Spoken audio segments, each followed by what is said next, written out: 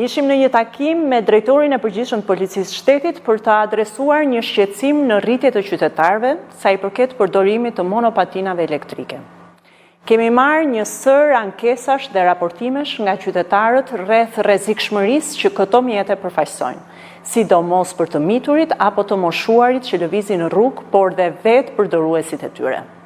Të dhënat e Policisë së Shtetit mbështesin këtë problematik në rritje. Ne kemi bërë një analizë të hollësishme në lidhje me këtë fenomen dhe kemi arritur në përfundimin që përdorimi i këtyre mjeteve po shkakton një rrezik imediat për sigurinë publike. Mjafton të përmendim faktin që vetëm gjatë vitit 2024 janë 991 raste të raportuara nga urgjencat për aksidentet me këto mjete. Midis këtyre rasteve ka pasur edhe fatalitete si dhe dëmtime shumë të rënda. Për të adresuar këtë problem dhe këtë rrezik që i vjen rendit dhe sigurisë publike dhe përdoruesve të rrugës nga përdorimi i këtyre mjeteve, ne kemi përcaktuar dhe një procedurë standarde bazuar në ligjin e Policisë Shtetit për të adresuar këtë problem, duke ndëshkuar drejtuesit e këtyre mjeteve dhe përdorimin e këtyre mjeteve në rrugë urbane, duke përfshirë dhe trotuarët dhe duke arritur deri në bllokim administrativ të këtyre mjeteve.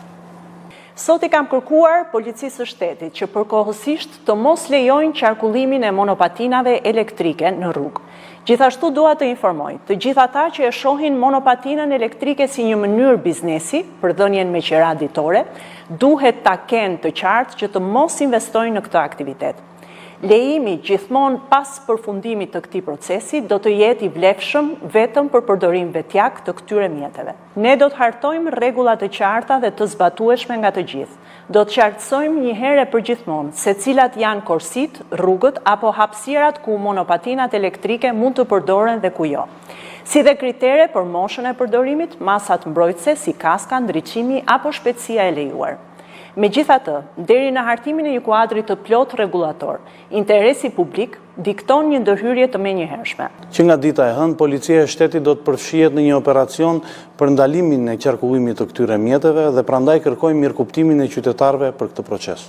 Shqipëria nuk është i vetmi vend i përballur me këtë situatë.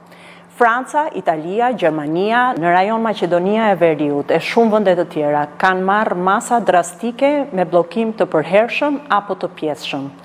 Dua të sqaroj opinionin publik se ne do të analizojmë të gjithë praktikat më të mira europiane dhe do të marrim masat e nevojshme në interes të gjithë palëve të përfshira.